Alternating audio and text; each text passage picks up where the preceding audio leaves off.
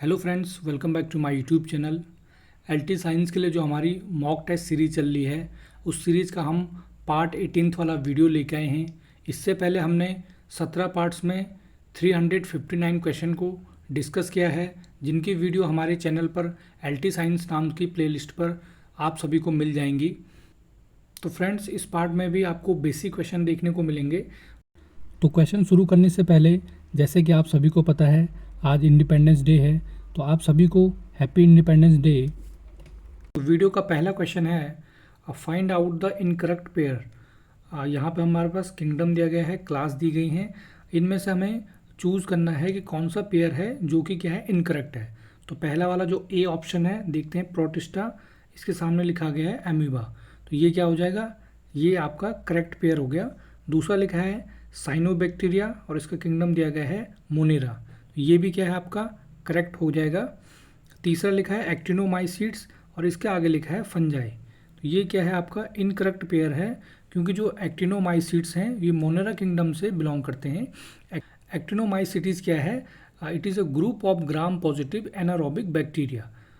और जो लास्ट वाला है आप देख रहे हैं एल्गी, एल्गी बिलोंग करता है आपका प्लांटी किंगडम से, ये भी क्या है, आपका करेक्ट पेयर हो गया। तो जो आपका राइट आंसर हो जाएगा that is option number C, fungi actinomycetes. Next question है question number 2, which of the following is not a eukaryotic. इनमें से कौन सा एक यूकैरियोटिक नहीं है। तो यूकैरियोटिक मैं आपको पिछली वीडियो में बता चुका हूँ, जिनमें क्या होता है, ट्रू न्यूक्लियस होता है। मतलब क्या समझते हैं आप लोग, जो न्यूक्लियस होगा उसके अंदर जो जेनेटिक मटेरियल होगा, डीएनए आरएनए, उसके बाहर क्या होगा, न्यूक्लियर इन्वेलप होगी, तो उसको कहते हैं यूकैरियोट्स। और भी बहुत सारे डिफरेंस होते हैं प्रोकैरियोटिक और यूकैरियोटिक में, इनके राइबोसोम में डिफरेंस होता है, और सेल ऑर्गेनल्स इसमें पाए जाते हैं, जैसे माइटोकॉन्ड्रिया हो गया, गोल्जी बॉडी हो गई, क्लोरोप्लास्ट हो गया, ये किस में पाए जाते हैं, यूकैरियोटिक में पाए जाते हैं। तो हमें बताना, जो ऑप्शन दिए गए इनमें से बताना है कौन सा आपका यूकैरियोटिक नहीं है। तो देखते हैं, जो राइजोबियम है, ये क्या है, राइजोबियम एक प्रोकैरियोटिक है, तो राइट आंसर हो जाएगा ऑप्शन नंबर ए, राइजोबियम। बाकी जो है अमीबा हो गया आपका, यूग्लिना हो गया, स्पाइरो वगैरह, ये सभी क्या हैं, यूकैरियोट्स हैं। नेक्स्ट क्वेश्चन है क्वेश्चन नंबर 3। यहाँ पे क्वेश्चन नंबर 3, ये क्वेश्चन नंबर 3 हो जाएगा, और बाकी हम सब में क्या कर देंगे, ऐड करते जाएंगे, +1+1। तो क्वेश्चन नंबर 3 है, which of the following does not belong to the kingdom Protista. तो ऑप्शन में हमें चूज़ करना है कि जो किंगडम प्रोटिस्टा को बिलोंग नहीं करेगा। तो डेस्माइड्स हो गए, ये प्रोटिस्टा को बिलोंग करते हैं, यूग्नेलॉइड्स भी आपके प्रोटिस्टा को बिलोंग करते हैं, स्लाइम मोड्स भी आप क्या करते हैं, प्रोटिस्टा को बिलोंग करते हैं, और जो एस्कोमाइसिटीज़ है, ये प्रोटिस्टा को बिलोंग नहीं करते हैं। ये आते हैं आपके किस किंगडम में, किंगडम फंजाई में। ये फंजाई की एक क्लास है, जैसे कि एस्कोमाइसिट हो गया, डिट्रोमाइसिटीज़ हो गया, बेसिडोमाइसिटीज़ हो गया, इस तरह से क्या है, ये फंजाई की क्लास है। तो राइट आंसर हो जाएगा option number D. Next question की ओर बढ़ते हैं, क्वेश्चन नंबर 4, ये 4 हो जाएगा, which of the following does not hold true for fungi. इनमें से कौन सा स्टेटमेंट है जो फंजाई के लिए ट्रू नहीं है।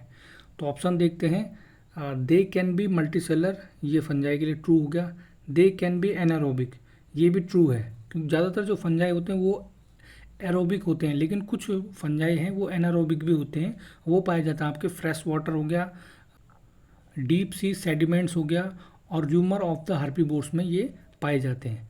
तीसरा है दे कैन बी ऑटोट्रॉफिक, ये क्या हो जाएगा, ये स्टेटमेंट ट्रू नहीं है फंजाई के लिए, क्योंकि फंजाई क्या होते हैं, आपको हेट्रोट्रॉप्स होते हैं, मतलब they have to depend on other organism या other substances for their food requirement. तो फंजाई कैसे होते हैं, ऑटोट्रॉफिक नहीं होते हैं, बल्कि कैसे होते हैं, हेटेरोट्रॉफिक होते हैं। तो इस क्वेश्चन का right answer option number C हो जाएगा। लास्ट वाला स्टेटमेंट देख देते हैं, दे कैन बी सिम्बायोटिक। तो फंजाई आपके सिम्बायोटिक होते हैं, जैसे कि क्या होगा, इनका एसोसिएशन माइकोराइजा हो गया और लाइकेन हो गया। तो लाइकेन में किस किस का एसोसिएशन होता है, फंजाई और एल्गी का, ठीक हो गया। इसी तरह से माइकोराइजा में किस किस का एसोसिएशन होता है, फंजाई और रूट्स ऑफ हायर प्लांट्स, ठीक हो गया। तो ये भी आपका फंजाई के लिए स्टेटमेंट सही है। तो इस क्वेश्चन का जो राइट आंसर था that is option number C, they can be autotrophic. Next question है क्वेश्चन नंबर 5। तो क्वेश्चन में आप एक एक ऐड करते जाएंगे। क्वेश्चन नंबर 5 है, lichens are ecologically important because they. Lichen है वो कैसे होते हैं, इकोलॉजिकल इम्पॉर्टेंट हैं, किस कारण से ये इकोलॉजिकली इम्पॉर्टेंट हैं। तो इस क्वेश्चन का राइट आंसर हो जाएगा option number D, they are pioneers of vegetation on rocks. ठीक होगा। ये क्या, ये स्टेटमेंट क्या करता है, लाइकन को इकोलॉजिकली इंपॉर्टेंट बनाता है। तो राइट आंसर हो जाएगा option number D. Next question की ओर बढ़ते हैं, क्वेश्चन नंबर 6, ये 6 हो जाएगा। Which of the following is neither considered as a prokaryote nor a eukaryote.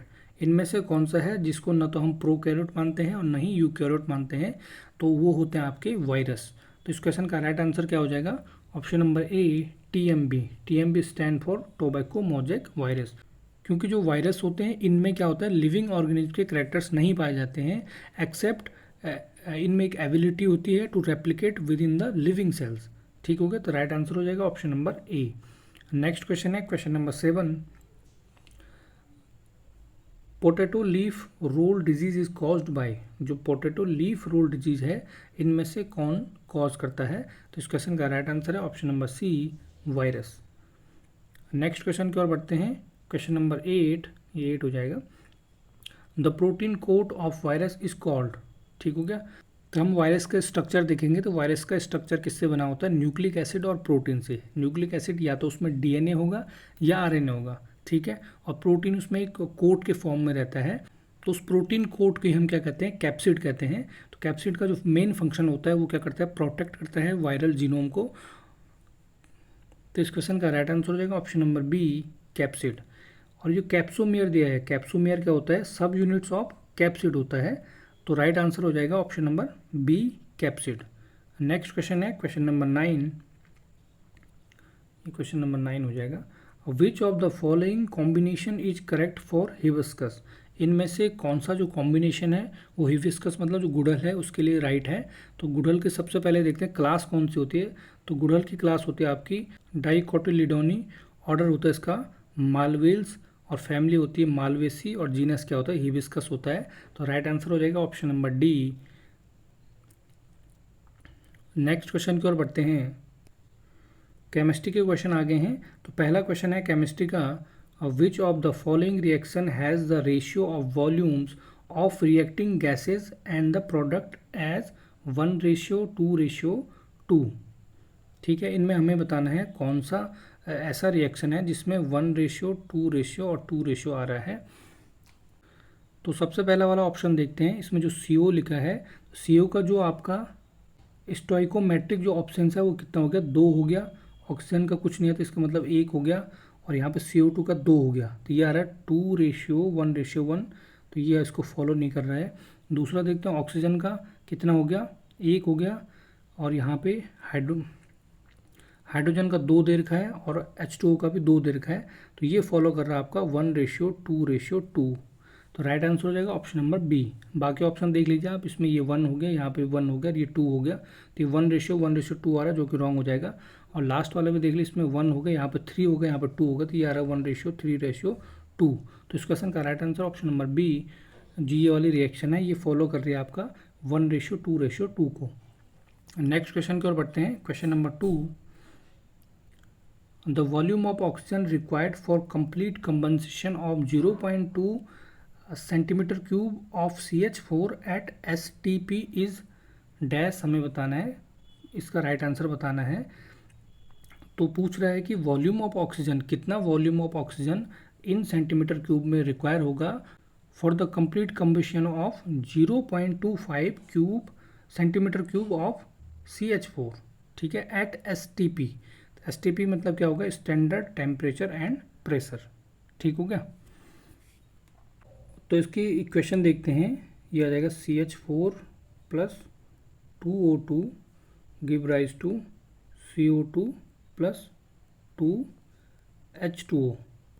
ठीक हो गया, तो आप देख सकते हैं कि 1 सेंटीमीटर क्यूब ऑफ CH4 को कंप्लीट कंबंसेशन के लिए 2 सेंटीमीटर क्यूब ऑफ ऑक्सीजन की नीड है। तो हम देखेंगे 0.25 सेंटीमीटर क्यूब ऑफ CH4 को कंप्लीट कंबंसेशन के लिए कितना ऑक्सीजन की रिक्वायर होगी, तो इसको कर देंगे × 2। ठीक हो गया, 1 के लिए कितना था आपका 2, तो इसीलिए 0.25 को हम क्या करेंगे 2 से मल्टीप्लाई करेंगे, तो राइट आंसर आ जाएगा 0.5 सेंटीमीटर क्यूब। तो इस क्वेश्चन का राइट आंसर है option number B, 0.5 centimetre cube. Next question की ओर बढ़ते हैं, question number 3। Dalton assumed that dash are the smallest particle of compound. तो आसान से क्वेश्चन है। तो according to the Dalton's atomic theory, सभी जो मैटर होते हैं जैसे कि एलिमेंट्स हो गए, आपके कंपाउंड हो गए, मिक्सचर होते हैं, ये स्मॉल पार्टिकल से बने होते हैं और उस स्मॉल पार्टिकल को क्या कहते हैं? एटम कहते हैं। और एटम हमेशा क्या होता है? इनडिविजिबल पार्टिकल होते हैं। तो राइट आंसर हो जाएगा ऑप्शन नंबर ए, एटम्स।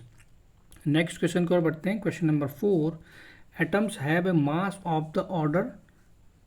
तो यहाँ पे बताना है एटम के पास जो मास ऑफ द ऑर्डर होगा वो कितना आएगा।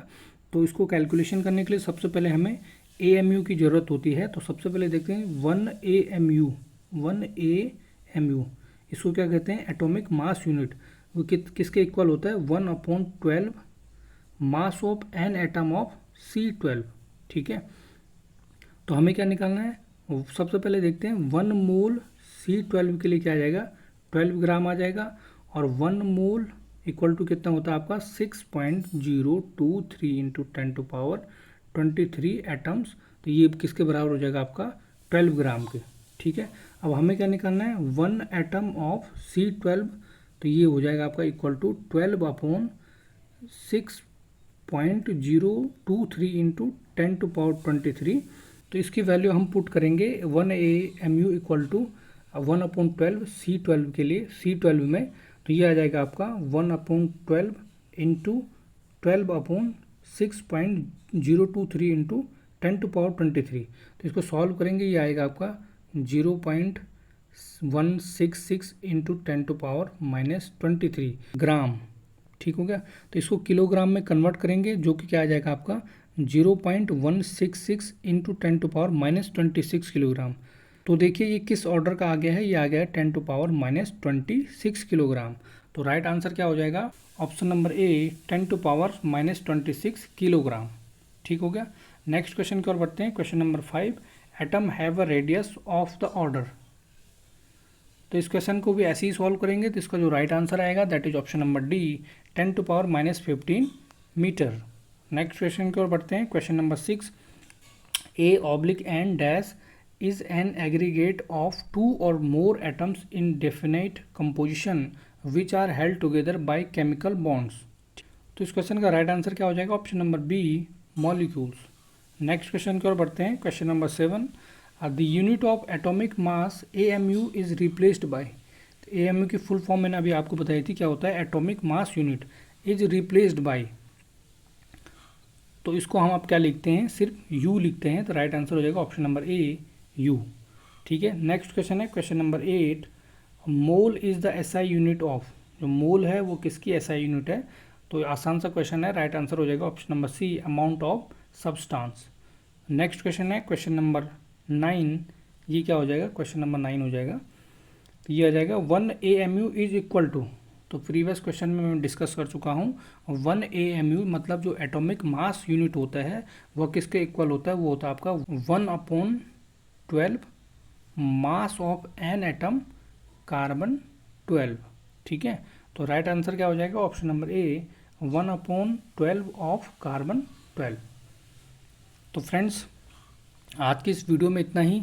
अगर ये वीडियो आपके लिए हेल्पफुल है तो वीडियो को लाइक करें, अपने फ्रेंड्स के साथ शेयर करें, और अगर आप चैनल पर नए हैं तो चैनल को सब्सक्राइब जरूर करें। तो फ्रेंड्स मिलते हैं जल्दी ही इस सीरीज़ के नेक्स्ट पार्ट में।